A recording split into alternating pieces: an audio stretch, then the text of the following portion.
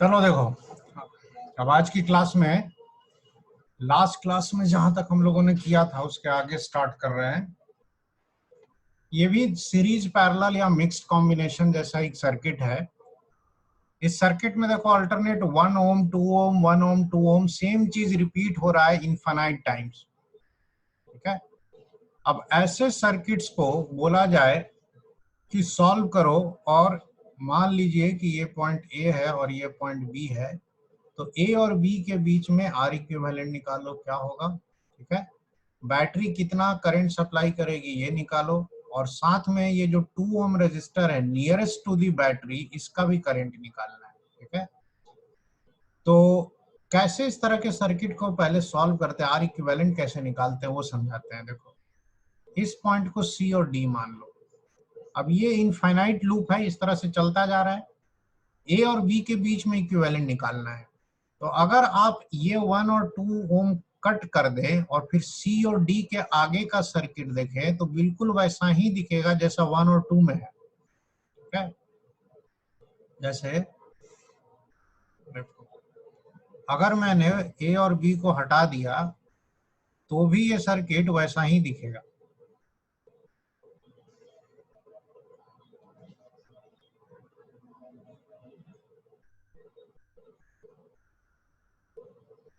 देखो, ये हो गया मान लीजिए सी और डी। ये 1 और 2 हटा दिया तो यहाँ सी और डी के बीच में देखोगे तो यहाँ भी देखो सेम सर्किट मिल रहा है, 1 2 1 2, ये भी वही है 1 2, एंड ये सो ऑन इंफिनिटी तक जा रहा है। तो जैसा सर्किट आपको ए और बी से दिख रहा था वैसा ही सर्किट आपको सी और डी के बीच में भी मिल रहा है। मतलब एक लूप अगर आप ये कट कर दें तो इस इनफाइनाइट लूप को कोई फर्क नहीं पड़ता है। ठीक है, दिस इज जस्ट लाइक एक बहुत बड़े तालाब से आपने एक लोटा पानी निकाल भी लिया तो पानी का वॉल्यूम कुछ खास चेंज नहीं होगा। उसी तरीके से ये लूप हटा भी लो तो सी और डी के बीच में ये जो कॉम्बिनेशन आ रहा है बिल्कुल वैसा ही आ रहा है जैसा ए और बी के बीच में होना चाहिए। तो हम ये मान सकते हैं कि ए और बी के बीच में जो आर इक्विवेलेंट आएगा वही सी और डी के बीच में भी आएगा। तो हम यहीं से स्टार्ट करते हैं कि let R equivalent between A B is equal to R equivalent between CD and that is equal to R, इसको R मान लिया। ठीक है, अब इससे क्या होगा कि सर्किट को हम ऐसे मान सकते हैं कि ये हो गया आपका, ठीक है, A और B के बीच में जो आपको निकालना था, यहां पे आपका हो गया, यहां पर आपका आ गया 1 ओम। ठीक है, ये वाला, ये आ गया आपका 2 ओम, ये वाला, और फिर सी और डी जो है, सी और डी, इसके बीच में मान लेंगे कि इसके बाद की ये जो दुनिया है इसका आर इक्विवेलेंट कैपिटल आर है, इसका आर इक्विवेलेंट कैपिटल आर है। ठीक है, यहाँ पे वो बैटरी लगा हुआ है तो बैटरी अब दिखा सकते हैं।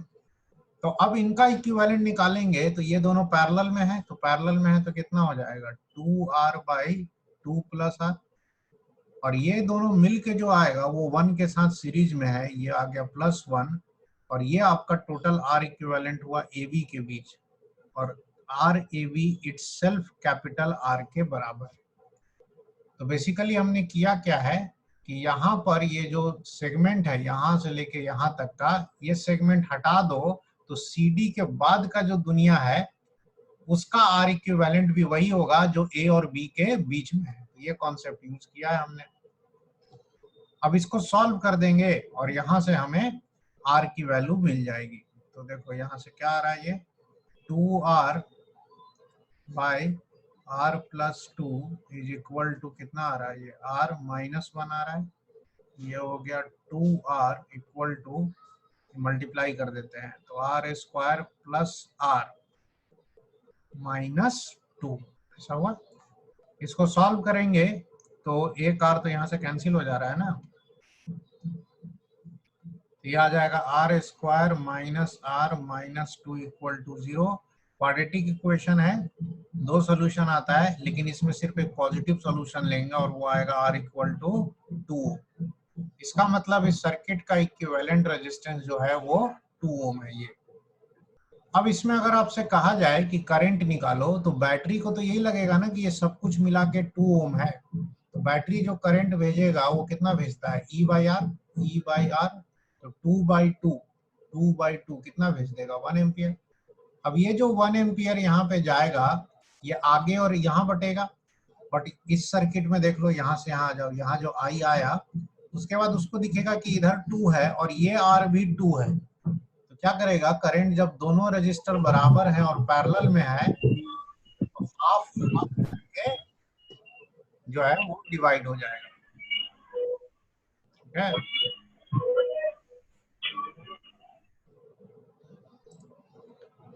तो ये इस तरह से हम लोग जो है ना वो करंट निकालेंगे। जब भी इस तरह का इनफिनाइट लूप आए, इसका यही टेक्निक होता है, फर्स्ट वाला ब्रांच हटा करके बाकी ब्रांच का जो आर इक्विवेलेंट आएगा उसे आर मान लो, और पूरे सर्किट का भी आर इक्विवेलेंट उसी आर के बराबर होगा। नोट करो। अब नेक्स्ट टॉपिक जो है, इसमें हम लोग को सीरीज पैरेलल कॉम्बिनेशन पढ़ा था, उसी तरीके से अब पढ़ना है कॉम्बिनेशन ऑफ सेल।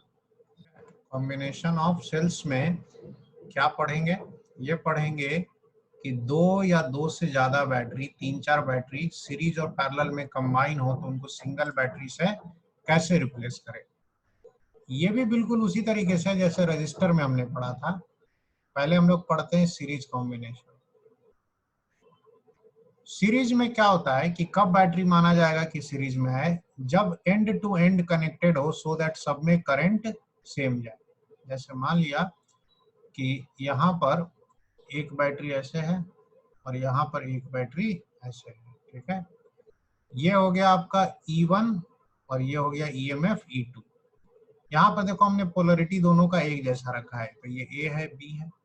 हो सकता है दोनों का इंटरनल रेजिस्टेंस भी हो, R1 और R2। तो सीरीज में जब हम इनको जोड़ते हैं तो ये एक सिंगल बैटरी से रिप्लेस होता है और सिंगल रजिस्टर से। ठीक है, तो सीरीज की पहचान क्या है कि जो करंट होगा वो सारी बैटरीज में सेम होगा। है ना, करंट सारी बैटरीज में सेम होना चाहिए। और ये जो नेट ईएमएफ और नेट आर आएगा, वो नेट ईएमएफ जो होता है वो सिंपली होता है E1 प्लस E2। अगर और बैटरीज हैं तो प्लस E3 प्लस E4 करते जाओ। इसी तरह नेट इंटरनल रेजिस्टेंस भी सीरीज में है तो ये सीधे जुड़ जाता है, R1 प्लस R2 प्लस जितने। बस ध्यान रखना है कि यहाँ पर जो ईएमएफ है, राइट ईएमएफ विथ पोलरिटी। अब इसका मतलब क्या है समझाना पड़ेगा। देखो आपको यहाँ पर मैंने दोनों का देखो पोलरिटी एकदम एक जैसा रखा है, दोनों का पॉजिटिव टर्मिनल लेफ्ट साइड है। ठीक है, तो जो नेट इक्विवेलेंट बैटरी बना है उसका भी पॉजिटिव टर्मिनल लेफ्ट साइड है। तो यहाँ पर दोनों ईएमएफ मैंने जोड़ करके नया ईएमएफ बना लिया। लेकिन अगर एक का पोलरिटी अपोजिट होता तो net EMF E1 minus E2 हो जाता। जैसे मान लीजिए कि हमने एक बैटरी ऐसे लिया, ठीक है, और दूसरा बैटरी ऐसे ले लिया है। अब यहाँ लिखा हुआ है 10 वोल्ट और यहाँ लिखा है 4 वोल्ट। ठीक है, तो इनका मिला करके नेट ईएमएफ देखो, इसका और इसका टर्मिनल उल्टा है, लेकिन ये चूंकि वैल्यू ज्यादा है, 10 ज्यादा है 4 से, तो नेट ईएमएफ इसी के पोलरिटी की तरह होगा, ऐसा ही होगा। लेकिन वो कितना होगा, तो this net EMF will be 10 plus 4 नहीं, -4, 6 वोल्ट होगा। लेकिन रेजिस्टर जो है, अगर ये 1 ओम है और इसका भी 1 ओम है इंटरनल रेजिस्टेंस, तो जो रेजिस्टेंस होगा वो ऐड होता है, वो कभी माइनस नहीं होता है, क्योंकि रजिस्टर में कोई टर्मिनल नहीं होता है। ठीक है, रजिस्टर सीरीज में हमेशा ऐड होगा, R1 प्लस R2 होगा। ईएमएफ E1 प्लस E2 भी हो सकता है, E1 माइनस E2 भी हो सकता है। For n identical batteries, cells in series with similar polarity,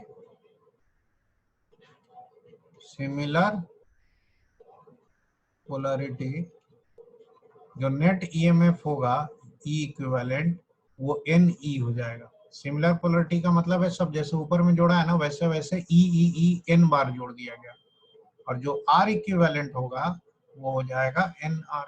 ठीक है, जैसे 10 बैटरी एक साथ जोड़ देंगे और सारे बैटरी का ईएमएफ ई है तो टोटल ईएमएफ 10 ई होगा, प्रोवाइडेड दैट कि सब एक ही तरीके से कनेक्टेड हो, ऐसे नहीं उल्टा पुल्टा कनेक्टेड नहीं हो। इसको नोट करो, फिर नेक्स्ट पेज में कुछ और बताना है। Net EMF N identical cells का कितना आ रहा है, एन ई। अब यहां माना गया है कि सबका पोलरिटी सिमिलर था। ठीक है, if out of N cells polarity of m cell is reversed। okay? मतलब n बैटरीज में से कुछ m बैटरीज का पोलरिटी जो है उल्टा कर दिया गया, तो रिवर्स कर देने की वजह से क्या होगा कि जो अब नेट ईएमएफ होगा ई इक्विवेलेंट वो घट जाता है, पहले एन ई था अब होगा N minus 2m into E, but जो आपका इंटरनल रेजिस्टेंस है उसको कोई फर्क नहीं पड़ता है, वो उतना ही होगा। अब ये जो है इस फॉर्मूले को थोड़ा समझाना पड़ेगा कि ये कहाँ से आ गया। देखो इसको ओरली समझना होगा। मान लीजिए कि हमारे पास 10 सेल है, 10 सेल। ठीक है, पहले हमने 10 सेल को सीधा लगा दिया। ठीक है, सिमिलर पोलरिटी, सिमिलर पोलरिटी, तब हमारे पास जो नेट ईएमएफ आएगा वो 10 आएगा। ठीक है ना, 10 वोल्ट, मान लो 10 सेल ऑफ 1 वोल्ट, सब एक एक वोल्ट के हैं, सिमिलर पोलरिटी। अब मान लो कि इसमें से 10 सेल में से एक सेल उल्टा लगा दिया गया। ठीक है, अगर 1 सेल को हम रिवर्स करेंगे, रिवर्स, तो क्या होगा। अब देखिए 9 सेल आपके सीधा है तो वो 9 वोल्ट दे देंगे, लेकिन एक जो उल्टा है उसका -1 हो जाएगा, तो टोटल आपको आ जाएगा 8 वोल्ट। मतलब एक सेल के रिवर्स पोलरिटी की वजह से हमारा डबल नुकसान हो जाता है। ठीक है, 9 तो जो सीधे थे वो तो जुड़ गए 9 वोल्ट, लेकिन एक लास्ट में जो हमने उल्टा लगाया था उसका पोलरिटी माइनस करना पड़ेगा। जैसे अगर ये मान लीजिए कि इस तरह से हम खूब सारा बैटरीज लगा दें, इसमें एक बैटरी यहाँ लगाया, एक बैटरी यहाँ लगाया, इस तरह से करते चले गए, यहाँ तक लगा दिया 1 2 3 करके 9 बैटरी सीधा लगाया, लेकिन लास्ट वाला एक बैटरी जानबूझकर उल्टा लगा दिया। अगर ये भी सीधा होता 10वां बैटरी, तब तो टोटल ईएमएफ 10 वोल्ट आता। ठीक है, लेकिन इसके उल्टा होने से क्या होगा कि ये 9 वोल्ट जो है, 9 बैटरी, ये तो 9 वोल्ट दे दिया, बट ये माइनस करना पड़ेगा, अब आपको अपोजिट है। तो एक बैटरी के उलटने से आपको देखो 2 का नुकसान हुआ है, डबल वोल्ट का। तो अगर आपको n बैटरीज में से m सेल रिवर्स पोलरिटी के हों तो वैसे केस में आपको 2m का नुकसान होगा। अब यहाँ एक बैटरी पलटा था, 2 बैटरी अगर हमने पलट दिया होता तो सीरीज में हो जाते, सीधे होते 8 और फिर 2 उल्टा होता, तो 8 माइनस 2 6 हो जाता। तो एक के पलटने से 2 का नुकसान है, तो m सेल के रिवर्स पोलरिटी होने से 2m का नुकसान होगा।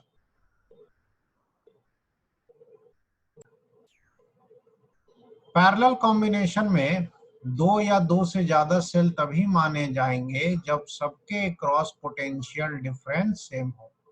जैसे मान लीजिए ये E1 है और ये R1 है, इसी तरह से ये E2 है और ये R2 है। अब ये दोनों A और B के बीच में लगे हैं, दोनों के क्रॉस वोल्टेज सेम होगा भले ही दोनों में करंट डिफरेंट हो। तो जो कंडीशन रजिस्टर में होती है वही कंडीशन बैटरी में भी चलता है। इनको भी मिला करके हम एक सिंगल बैटरी से रिप्लेस कर सकते हैं, ये इस तरह से। ठीक है, अब ये सिंगल बैटरी का ईएमएफ और आर क्या होगा ए बी के बीच में, ये हमें पढ़ना है। तो ये जो सिंगल बैटरी बनता है इसका ईएमएफ का फॉर्मूला होता है E is equal to E1 upon R1 plus E2 upon R2। ठीक है, और नीचे में फिर आता है 1/R1 प्लस 1/R2। ये नेट ईएमएफ का फॉर्मूला है, यहाँ भी ध्यान रखना है कि ईएमएफ प्लस माइनस दोनों हो सकता है। Always right EMF with polarity, that means polarity देख ले। देखो यहाँ दोनों भाई भाई हैं, दोनों का पोलरिटी मैच कर रहा है, इसका भी प्लस इधर है, इसका भी प्लस इधर है, तो जो नेट ईएमएफ बनेगा उसका भी प्लस इधर होगा। लेकिन अगर एक की पोलरिटी उल्टी होती तो हम एक को पॉजिटिव लेते तो एक को नेगेटिव। अब किसको पॉजिटिव किसको नेगेटिव, तो जो बड़ा ईएमएफ है उसको हम लोग पॉजिटिव लेते, छोटे वाले को नेगेटिव ले लेते। इन दोनों को मिला करके जो आर आएगा, ये R1 R2 का मिला के जो आर इक्विवेलेंट होगा वो भी पैरेलल कॉम्बिनेशन से निकलता है। 1/R equal to 1/R1 plus 1/R2। ठीक है, तो इस तरीके से आप सर्किट में कहीं पर मिला है दो बैटरी पैरेलल में तो उसको सिंगल बैटरी से रिप्लेस कर सकते हैं। देखो देखो एग्जांपल से समझाते हैं। मान लीजिए कि हमारे पास दो बैटरीज है, ये लिखा है 12 वोल्ट और इसका इंटरनल रेजिस्टेंस है 1 ओम, और यहाँ पर बैटरी जो है उसका इस तरह से टर्मिनल दिया है, मतलब उल्टा अपोजिट टर्मिनल है। ये 6 वोल्ट और इसका इंटरनल रेजिस्टेंस 1 ओम। अब ये मान लीजिए ए और बी के बीच में कनेक्टेड है, कहा जाए कि इनका नेट ईएमएफ निकालो। तो नेट ईएमएफ में देखो ये 12 है, ये 6 है, ये बड़ा है तो हम इसको पॉजिटिव मान लेंगे और इसको नेगेटिव मान लेंगे। तो नेट ईएमएफ का फॉर्मूला बगल में लिखा हुआ है ये वाला, तो E1/R1, तो इसका लिखेंगे E1 12/1, और ये है E2/R2 6/1, लेकिन E2 के आगे हम माइनस लगाना पड़ेगा क्योंकि इसकी पोलरिटी अपोजिट है। और नीचे में दोनों का R1 R2 1 है तो 1/1 प्लस 1/1, तो ये 1 प्लस 1 होगा। ये देखो 12 में से 6 गया, 6 तो कितना आया 3। इसका मतलब ये दोनों मिल करके this is equivalent to a 3 volt cell. और 3 वोल्ट सेल का पोलरिटी कैसे रखेंगे, तो ऐसे रखेंगे। क्यों, ए की तरफ हाई रखेंगे क्योंकि हमने इसको पॉजिटिव लिया था, तो जो नेट बैटरी बनेगा वो इसी के हिसाब से बनेगा। ये ए और बी हो गया। हाँ, ये तो हो गया 3 वोल्ट। सवाल है कि इंटरनल रेजिस्टेंस क्या होगा, तो ये इस फॉर्मूले से जुड़ेगा। तो 1/R is equal to 1/R1 plus 1/R2, 1 plus 1 2 हुआ, तो R हो जाएगा आपका 1/2। तो ये जो इंटरनल रेजिस्टेंस है वो 0.5 ओम होगा। तो ये पूरा सिस्टम इस सेल के इक्विवेलेंट है। तो ये फॉर्मूला मेनली आपको ये याद रखना है, यही इंपॉर्टेंट फॉर्मूला है।